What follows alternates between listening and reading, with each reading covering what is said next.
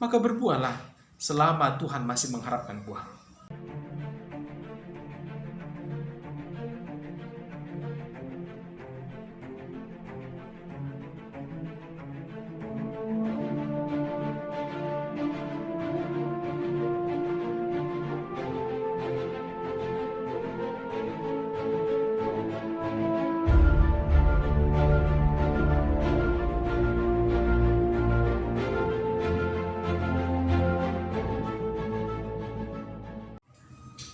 Shalom, kita bertemu kembali dalam perenungan firman Tuhan pada pagi hari ini 7 Oktober 2020 dari Lukas 13 ayat 8. Saya akan bacakan untuk kita. Jawab orang itu, "Tuan, biarkanlah dia tumbuh tahun ini lagi. Aku akan mencangkul tanah sekelilingnya dan memberi pupuk kepadanya." Demikian firman Tuhan. Ayat yang kita baca tadi adalah bagian daripada perumpamaan yang disampaikan oleh Tuhan Yesus Kristus tentang perumpamaan tentang pohon ara yang tidak berbuah. Saudaraku, perumpamaan ini merujuk kepada seorang sang pemilik pohon ara yang datang ke kebun anggurnya, di mana di kebun anggur yang dia miliki tumbuh sebuah pohon ara yang sangat besar, yang lebat, tetapi tidak menghasilkan apa-apa.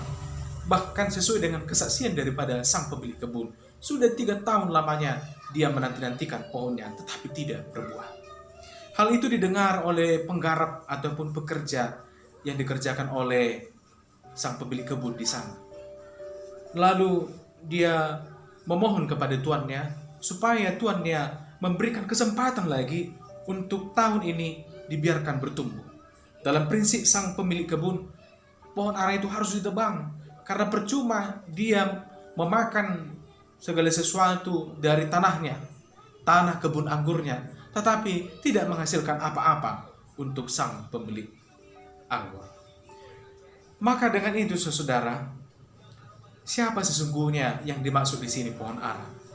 Lalu apa itu sesungguhnya kebun anggur?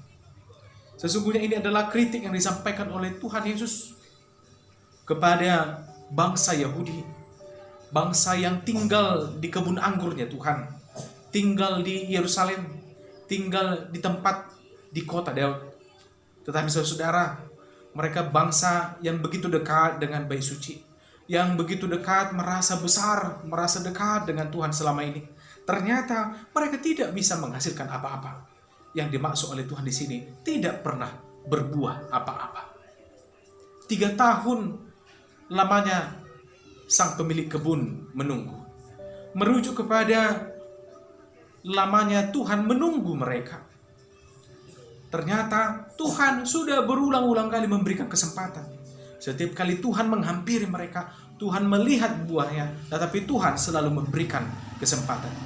Tapi pada titik ini Tuhan menyampaikan apa yang dia inginkan, bahwa lebih baik pohon ara itu dicabut ataupun dimatikan ataupun ditebang. Tetapi saudara, Tuhan selalu hadir dengan karakternya yang paling utama, yaitu selalu menunggu dan menantikan sebuah pertobatan. Inilah yang dimaksud dengan buah.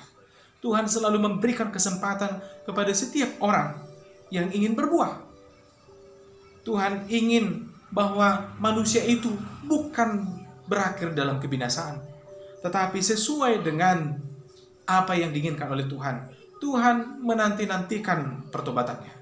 Tuhan menanti-nantikan mereka kembali pulang bersama dengan Tuhan. Itulah buah yang diinginkan oleh Tuhan. Segala sesuatu itu tampak. Pertobatan itu akan tampak. Buah itu akan tampak dari apa yang dia hasilkan. Dari segala perbuatan, dari segala tingkah laku, dari segala kehidupan yang dia miliki.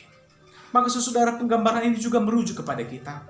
Mari kita pahami bahwa waktu ataupun hidup yang kita miliki saat ini adalah sebuah kesempatan yang telah diberikan oleh Tuhan. Tapi ingat saudara, hal kerajaan Allah Tuhan sampaikan melalui perumpamaan ini, bahwa saatnya tiba, saatnya akan tiba, Tuhan akan datang kembali lagi untuk memetik buah. Bagi pohon yang berbuah, untuk memetik buah bagi setiap orang umat Allah yang mau berbuah. Maka saudara, tentunya kita sudah tahu resikonya pohon yang tidak berbuah ataupun manusia yang tidak berbuah. Saatnya Tuhan akan tebang dan akan mati dengan binasa. Maka saudara, pakailah waktu selama Tuhan masih menantikan buahmu. Pakailah hari-harimu, kehidupanmu sebagai sebuah kesempatan selama Tuhan masih memberi kesempatan. Karena jika berbuah tidak pada waktu yang Tuhan berikan lagi, maka sesungguhnya semuanya itu adalah kesia-siaan. Maka berbuahlah selama Tuhan masih mengharapkan buah. Demikianlah firman Tuhan yang disampaikan kepada kita pada pagi hari ini. Kiranya lewat ini kita bisa menyadari dan menghitung seberapa banyak buah yang selama ini kita tunjukkan dalam kehidupan kita sehari-hari. Tuhan memberkati kita. Amin.